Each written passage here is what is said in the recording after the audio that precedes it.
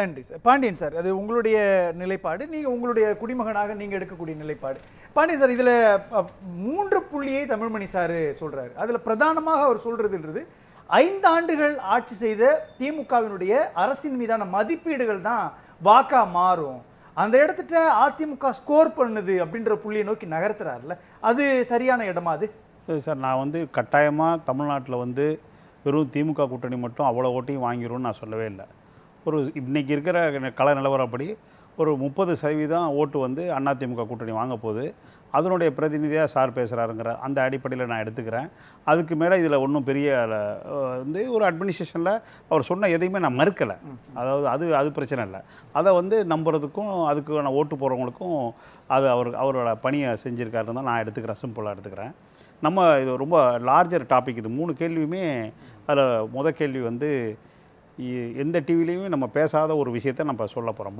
பாரத ஜனதா எதிர்ப்பு இது பாராளுமன்ற எலெக்ஷன் கிடையாது, சட்டசபை தேர்தல் தானே, ஏன் பிஜேபியை மட்டும் எதிர்க்கிறத சொல்லணும், அதுக்கு 82% போன 24 வாக்களிச்சிருக்காங்க மக்கள், அந்த ஓட்டை நம்ம கைப்பற்றினா போதும் அப்படின்னு மட்டும் செஞ்சுருக்காரா அப்படின்னு பார்த்தீங்கன்னாக்கா அங்கே தான் ஒரு முக்கியமான புள்ளியை நம்ம முதல்ல இந்த டிவியில் நம்ம சொல்ல போகிறதா நான் கருதுகிறேன். அதில் என்ன அப்படின்னு கேட்டிங்கனாக்கா, கடந்த 3 தேர்தல் புள்ளி வரத்தில் இந்த ஒன்றை மட்டும் பாருங்கள். வேறு எதையும் நான் புள்ளி வரம் நிறையா பேசியிருக்கோம், அது எதுவுமே பேசலை.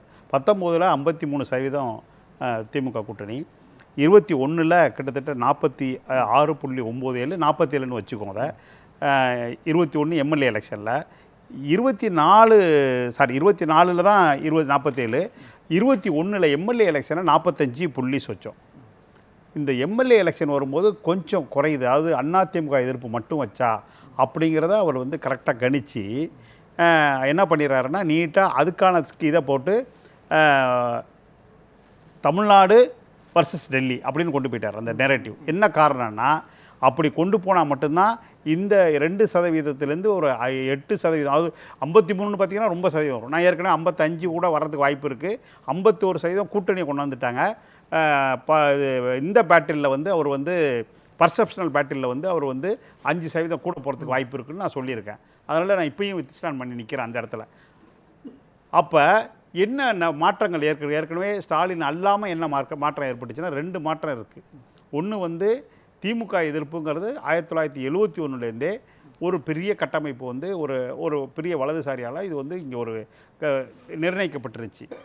அது கலைஞர் இறந்த பிறகு அது என்னை பொறுத்தவரை அது குறைஞ்சிருச்சு, முடிஞ்சிருச்சுன்னு சொன்னேன், நானே பதிவு பண்ணியிருக்கேன்.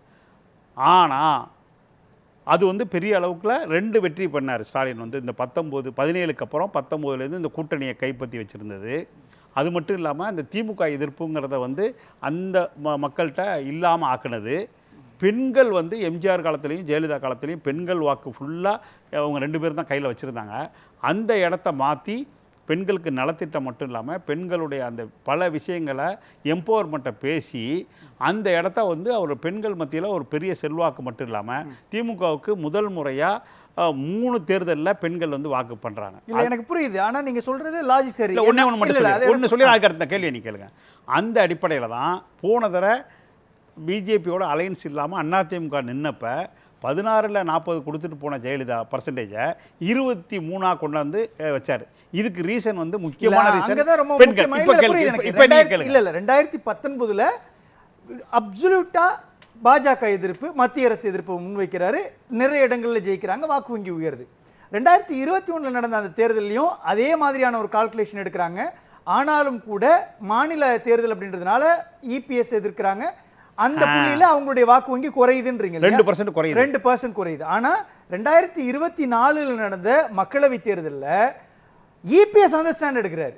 அவர் மத்தியில் ஆட்சியில் இருக்கக்கூடியவங்களை பத்தி விமர்சிக்காம எங்க போனாலும் ஸ்கிரீன் போட்டு முதலமைச்சர் ஸ்டாலினை, உதயநிதி ஸ்டாலினை எதிர்க்கிறாரு. அந்த புள்ளியில 2% அதிமுகவுடைய வாக்கு வங்கி உயருது இல்லையா? அந்த டாட்டா இன்னும் பிடிச்சிட்டாரு இல்லையா? இல்ல, அந்த டாட்டா அவர் பிடிச்சிட்டாரு உண்மை. அவரால் அதை வித்ஸ்டாண்ட் பண்ண முடியல.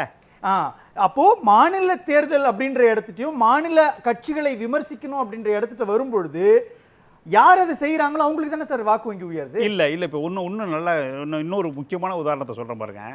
இப்போ வேறு விலைவாசி உயர்வெல்லாம் சொல்லுவாங்க. 25/6 2 நாளும் பிரைம் மினிஸ்டர் மோடி இஸ்ரேலில் இருக்கார். 48வது மணி நேரத்தில் 28ல் போர் அறிவிக்கிறாங்க. இஸ்ரேல் வந்து ஈரானில் தாக்குது. 5ஆம் தேதி அங்கேருந்து 5 நாள் தான். 5 நாளில் பழைய கேஸுக்கு 60 ரூபா ஏற்றுறாங்க. இதை வந்து நியாயப்படுத்த வர எடப்பாடி சார் நான் கேட்குறது சார் ரொம்ப சிம்பிளான கேள்வி சார். இல்லை சார் நான் கேட்குறது இல்லை சார், அடுத்த 5 ஆண்டுகள் தமிழ்நாட்டை யார் ஆட்சி பண்ண போகிறது அதானே? எஸ், ஓட்டு போடக்கூடியவங்களுடைய மனநிலை அதுதான். அப்போ பாஜகவை விமர்சிக்கிறதன் மூலமாக எந்த விஷயத்தை செயல்படுத்த முடியும்? அடுத்து இபிஎஸ்ஆ அல்லது அவங்க என்டிஏ கூட்டணி அனௌன்ஸ் பண்ணிட்டாங்க, இபிஎஸ் தான் முதலமைச்சர் கேண்டிடேட், டிடிவி தினகரன்லேருந்து அன்புமணிலேருந்து சொல்ல ஆரம்பிச்சிட்டாங்க. அப்படின்றப்போ நீங்கள் பாஜக எதிர்ப்பு அல்லது மத்திய அரசு எதிர்ப்பு, மத்திய அரசினுடைய திட்டங்கள் சார்ந்த விஷயங்களை எதிர்ப்பு அப்படின்ற புள்ளியில் வரும்பொழுது இங்கே ஸ்கோர் பண்ண முடியாத ஒரு நிலை இருக்குல்ல. 2024 ப்ரூவன் தானே இது? இல்லை சார், 2024லையுமே 47% இவங்க ப்ரூவ் பண்ணியிருக்காங்க. திமுக கூட்டணி சரிஞ்சிருக்கு இல்லையா சார்? 2% சரிஞ்சிருக்கு. இல்லை சரியில்லை. எப்படி சரிஞ்சா 45 தான் 21 எடுத்தாங்க, 47 2 கூட போயிருக்கு திமுகவுக்கு. நல்லா புரிஞ்சுங்க. இப்போ அது சார் நான் கேட்குறது தமிழ்மணி சார் சொல்கிறார் இல்லையா, 5 ஆண்டுகள் திமுக என்ன செஞ்சிச்சு? கள்ளக்குறிச்சியில் நடந்த கள்ளச்சாராய மரணம், கரெக்டாயம் நிறைய இடங்கள்ல வந்து அஜித் குமார் மரணத்திலிருந்து நிறைய லாக்அப் டெத் நடந்திருக்குது. கரெக்ட். அதே மாதிரி வந்து பல விஷயங்கள் சட்டம் ஒழுங்கு பிரச்சனை சொல்றாங்க, பெண்களுக்கான பாதுகாப்பு இல்லைன்னு சொல்றாங்க, நிதி நெருக்கடி எப்படி இவங்க சமாளிச்சாங்கன்னு சொல்றாங்க. இது எல்லாமே தானே சார் மதிப்பீடு? வெறும் பாஜக எதிர்ப்புன்ற ஒரு புள்ளியை வச்சு 5 ஆண்டுகள் இவங்க செஞ்ச 2.0ன்ற அந்த விஷயத்தை மறைக்கிறாங்கல்ல, ஏன் மறைக்கணும்? இல்லை, நான் அப்படி பார்த்தீங்கன்னா பண மதிப்பீடுலேருந்து எடுத்துகிட்டு வரணும். நான் நேற்றே இதை பேசியிருக்கேன். பண மதிப்பீடு எப்படி இந்தியாவுக்கு ப்ளஸ் மைனஸுங்கிறத மக்கள் பார்த்தாங்க, எத்தனை பேர் செத்தாங்கன்னு. இடபிள்யூஎஸ் கொண்டாந்தப்போ மக்கள் எதிர்த்தாங்களா? தமிழ்நாட்டில் எதிர்த்திருக்காங்களா? எடப்பாடி சேர்ந்து சென்ட்ரல் எலெக்ஷனுக்குள்ள செட் ஆகுது சார். இல்லை நான் ஒன்று சார், நல்லாட்சி கொடுத்துருக்குறோம் அப்படின்றாங்க, திராவிட மாடல் ஆட்சின்றாங்க, ஸ்டாலின் தொடரட்டும் அப்படின்றாங்க இல்லையா? இதுக்கான ஜஸ்டிஃபிகேஷன் ஒன்று இருக்குல்ல, 5 ஆண்டுகள் நாங்கள் திராவிட மாடல் ஆட்சி கொடுத்துருக்குறோம் அப்படின்னு சொல்லி அதை நாம வந்து முன்னிலைப்படுத்தி வாக்கு கேட்கலாம். ஆனா கேட்கறது முழுதும் இபிஎஸ் மீதான விமர்சனம், மத்திய அரசு பாஜக மீதான விமர்சனம் அப்படின்னா 5 ஆண்டுகள் இவங்க எதுவும் செய்யலன்றது மறைமுக செய்தி தான். இல்லை, முதல்வர் வந்து அவருடைய ஒரு 30 நிமிஷம் பேச்சோ இல்லை 40 நிமிஷம் பேச்சோ, நீங்கள் இன்னைக்கு நேற்று பேசின ராணிப்பேட்டையில் இருந்தால் கூட தெளிவாக எல்லாத்தையும் 10 நிமிஷம் வச்சுருக்காரு. அப்படி அவர் பண்ணவே கிடையாது. தன்னுடைய நலத்திட்டத்தை செஞ்சதை சொல்லியிருக்காரு, செய்ய போகிற நலத்திட்டத்தையும் சொல்லியிருக்காரு. அதனால் அந்த மாதிரி நம்ம வந்து டீகோட் பண்ண முடியாது. இல்லை, எனக்கு எல்லாருக்கும் அதே கேள்வி சார். இந்த 5 ஆண்டுகளில் அதிமுக ஆட்சி காலத்தில் ஆணவ படுகொலை அதிகமாக நடந்துச்சு, ஆனால் 5 ஆண்டுகளில் ஒரு ஆணவ படுகொலை கூட நடக்கல. கடந்த 5 ஆண்டுகளில் அதிமுக ஆட்சி காலத்தில் சட்டம் ஒழுங்கு சீர்கெட்டு இருந்தது, இந்த ஆட்சி காலத்தில் இரும்பு கரம் கொண்டு அடக்கப்பட்டிருக்குது, மாநிலத்தினுடைய வளர்ச்சி இப்படி இருக்கு, இப்படி சொல்லி தானே சார் வாக்கு சேகரிச்சிருக்கு. ஏன்னா நீங்க 2.0 கொண்டு வர போகிறேன் அப்படின்றப்போ 5 ஆண்டு தானே உங்களுடைய ப்ரூவ் அண்ட் ரெக்கார்டு. ஆமாம் சார், இங்கே நல்லா புரிஞ்சுங்க சார், மொத்தம் 4-5 டைப்பில் தான் ஓட்டு விழுவுது. நீங்கள் எப்படி இருந்தாலும் வெற்றி தானே சார் முக்கியம். கடைசியாக பேஸ் ஓட்டுன்னு ஒன்று இருக்குது, அது திமுகவுக்கு இருக்குது, அண்ணா திமுகவுக்கு இருக்குது. இன்றைக்கி வந்த தாவாய்க்க ஒரு பேஸ் ஓட்டை கிரியேட் பண்ணுறாங்க, அதில் சந்தேகமே கிடையாது. நகர்ப்புறத்தில் நல்லா பண்ணுறாங்க. அதுக்கப்புறம் இது அவர் போகணும், போய் திருப்பூரில் பிரச்சாரம் பண்ணுங்கிறதெல்லாம் தேவையில்லை, அதெல்லாம் தாண்டிடுச்சு. அந்த பேஸ் ஓட்டை அவங்க உருவாக்கிட்டாங்க. ஓட்டு நீங்கள் ஸ்லிப்பே கொடுக்கலனா கூட, பூத் ஸ்லிப்பே கொடுக்கலனாலும் அந்த ஓட்டு உழுவ போகுது. இப்போ ஏடிஎம்கே எங்கே தவற விட்டுச்சு? இப்போ தான் பியூஷ் கோயல் சொல்கிறாரு தாவேக்கா பற்றி, அத்வாலே சொல்கிறாரு, சென்ட்ரல் மினிஸ்டர், நாங்கள் தேர்தல் முடிஞ்சதுன்னா எங்களுக்கு பத்தலைன்னா சீட்டு தாவேக்கிலேருந்து வாங்கி நாங்கள் அலையன்ஸ் வச்சு ஜெயிப்போம், அது ஆட்சி அமைப்போங்கிற அந்த இடத்துக்கு வந்துட்டாங்க. இப்போ தான் அவங்களுக்கு புரியுது கள நிலவரம் தமிழ்நாடு என்ன இருக்குன்ட்டு. இன்றைக்கி வெளியிட்ட பிஜேபி தேர்தல் அறிக்கையில் கூட எல்லாத்தையுமே எங்கேருந்து எடுத்தாங்கன்னு நம்ம பார்த்தா தெரியும். அப்போ அவங்க தேசிய கட்சிகள், குறிப்பாக பிஜேபி, தமிழ்நாட்டில் 3% கீழே போகிறதுக்கு திருப்பி வழிவகுத்துட்டாங்களே ஒழிய இந்த கூட்டணினால 30% தாண்ட முடிகிற அளவுக்கு வாய்ப்பே இல்லை. இப்போ நான் ஒன்றே ஒன்று சொல்லிடுறேன். அந்த இடத்துல ஒரே ஒரு கேள்வி, இந்த மொத்த விவாதமே எதிர்க்கட்சியாக 2021 தேர்தலை சந்திக்கும் பொழுது திமுக இதே பாஜக எதிர்ப்புன்ற புள்ளியை வைத்தாங்க. அப்போ மக்கள் இல்ல, அப்ப ரொம்ப வைக்கல, போன எம்எல்ஏ எலெக்ஷன்ல வைக்காதனால தான் இல்ல வச்சாங்களே, பாஜக உள்ள வந்துரும் அதான் அவங்களுடைய கோஷமா இல்ல. இது இந்த அளவுக்கு வைக்கல, அதனால தான் நான் சொன்னேன் அந்த 2% குறையிறது. இல்ல சார், அங்கதான் 2 புள்ளி சார். 2021ல இந்த அளவுக்கு கோஷம் வைக்கல. நீங்க பாஜக உள்ள வந்துரும் அப்படின்ற கோஷத்தை வச்சாங்க, ஆனாலும் கூட 4 எம்எல்ஏக்கள் உள்ள வந்திருக்காங்க. ஆமா, 2024ல எம்எல்ஏக்கள் வந்து இல்ல 2024ல இபிஎஸ் அந்த ஸ்டாண்ட் எடுக்கிறாரு. நாடாளுமன்ற தேர்தலா இருந்தாலும் கூட மாநிலத்தினுடைய விஷயங்கள் சம்பந்தமா தான் அவர் பேசுறாரு. அப்ப இவங்களுடைய ரெக்கார்டு கிராஃப் உயருது இல்லையா? எடப்பாடியை அதே ஸ்டாண்ட்ல தான் இந்த எலெக்ஷன்ல நின்றுதாருனா கதை வேறன்றனா. அவர் இல்லாம திருப்பி பிஜேபியோட ஏப்ரல் 11 2025 இன்னையிலேருந்து ஒரு வருஷத்துக்கு முந்தைய அலைன்ஸை போட வச்சுட்டாங்க. அங்கே தான் அவருக்கு ப்ரெஷரு. இப்போ நான் சொல்கிறேன் சார், ஒரு நிமிஷம் மட்டும் எனக்கு டைம் கொடுங்க.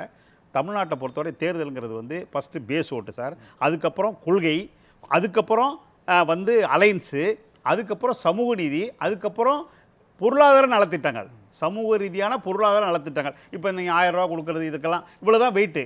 இதுக்கப்புறம் ஃபர்ஸ்ட் என்ன சார் சொன்னீங்க? ஃபஸ்ட்டு வந்து பேஸ் ஓட்டு சார். பேஸ் ஓட்டு. பேஸ் ஓட்டுங்கிறது வந்து இப்போ சார் வந்து நான் எடப்பாடிக்கு தான் நிற்பேன் அப்படின்னு சொல்கிறார் பார்த்தீங்களா, அது பேஸ் ஓட்டு இல்ல. அதுதான் இங்க பிரச்சனை. இப்போ பேஸ் ஓட்டுன்ற இடத்துல தாவேக்காவோட ரோல் என்னவா இருக்கும் இல்லையா? இருக்கின்றன. தாவேக்கா இப்போ வந்து திமுகவுடைய ஓட்டு, இப்போ சிறுபான்மையினர் ஓட்டு பேஸ் ஓட்டு 20% அப்படின்றது திமுகவுக்கு போய் சேர்ந்து அப்படின்றப்போ அதுல விஜய் கையை வைத்தார் அப்படின்னா அந்த இடத்துல வந்து சிறுபான்மையினுடைய வாக்கு வங்கி இழக்கும் இல்லையா திமுக? கட்டாயமாக சார். ஒரு பகுதி வந்து ரொம்ப குறைச்சலாக அந்த சின்ன வயசில் உள்ளவங்க போகிறது உறுதி சார். இதில் எந்த மாற்று கருத்து எனக்கு கிடையாது சார். ஆனால் ஓவராலாக போகுதான்னு கேட்டிங்கன்னா இல்லை. ஓவராலாக எங்கே போகுதுன்னு கேட்டிங்கன்னா சார், இப்போ ஒரு 20,000 ஓட்டு நான் சொல்லியிருக்கேன் சார். எல்லா தொகுதியிலையும் தாவேக்க வந்து மினிமம் 20,000 ஓட்டு வாங்குவாங்க சார். 234 நிற்கிறாங்க. ஒன்று சுயேட்சை சொல்கிறாங்க. அங்கே மட்டும்தான் எடப்பாடிக்கு அந்த ஓட்டு மாறும். பாக்கி 233லையும் 20,000 ஓட்டு தாவேக்க வாங்குறது உறுதி சார். இது நம்ம 4ஆம் தேதி காலைல 10:30 மணிக்கு பேசுவோம். அதுல ஒன்று உடச்சி சொன்னாதான் புரியும். அந்த 20,000 ஓட்டுல யார் யார் எங்க இருந்து வந்துச்சுன்னு சொல்றீங்களா? இப்போ அவங்க புதுசு பிளேயரு, அப்போ அந்த ஓட்டு எங்க இருந்து வச்சுன்னு சொல்லணும்ல. நான் ரொம்ப சிம்பிள் கால்குலேஷன் சார், ரொம்ப பர்சன்டேஜ்லாம் போகல. 5000 ஓட்டு வந்து திமுகலேருந்து போகும் சார், 5000 ஓட்டு ஏடிஎம்கேலேருந்து போகுது சார், 5000 ஓட்டு நாம் தமிழர்லேருந்து போகுது, நாம் தமிழர் மற்றவையிலேருந்து போகுது சார். மிச்சம் 5000 இருக்குது பார்த்தீங்களா, அதுதான் அண்ணா திமுக பிஜேபியிலேருந்து போகுதுன்னு சொல்ல வர்றேன். ரொம்ப சார் ஒரே ஒரு எக்ஸ்ட்ரா ஒன்று மட்டும், ஒரே 2 லைன் தான் மொத்தமே. இந்த வாங்க போகிற திமுக ஓட்டு தான் இதுக்கு ரிசல்ட்டு அப்படின்னு சொன்னால் நகரப்புறத்தில் மட்டும் சொல்கிறேன். கிராமப்புறத்தில் அவர் சொன்னதை நான் ஏற்றுக்கிறேன், குறைச்சதான், ரொம்ப 10% கீழே தான். இங்கே வந்து பிரிகிறது எப்படி பிரியும்? அவர் வாங்குகிற ஓட்டு 20,000 இருந்தால் அல்லது எவ்வளவா இருந்தாலும் 45% ஏடிஎம்கேலேருந்து போகுது, 35% டிஎம்கேலேருந்து போகுது, நாம் தமிழர் மற்றும் உள்ளதில் 20% போகுது. உதாரணமாக 20,000 ஓட்டுனா 9,000 ஓட்டு ஏடிஎம்கேல, 7,000 ஓட்டு திமுகவில், 4,000 ஓட்டு வந்து நாம் தமிழர் மற்றும் அவங்கள இப்படி தான் பிரியுது. இந்த போலை பொறுத்தவரை பிரச்சாரம் தான் அப்படின்னு சொல்லிட்டிங்கன்னா அதை நம்ம எடுத்துக்கிட்டோம்னா திமுகவும் அண்ணா திமுகவும் தான் பிரச்சாரத்தில் நம்பர் 1 இருக்குது. அப்போ கள நிலவரம் 2 திராவிட அரசியல் கட்சிக்கு நடுவில் தான் இருக்குது அப்படிங்கிறத உறுதிப்படுத்துகிறதா நான் எடுத்துக்கிறேன். நன்றி சார்.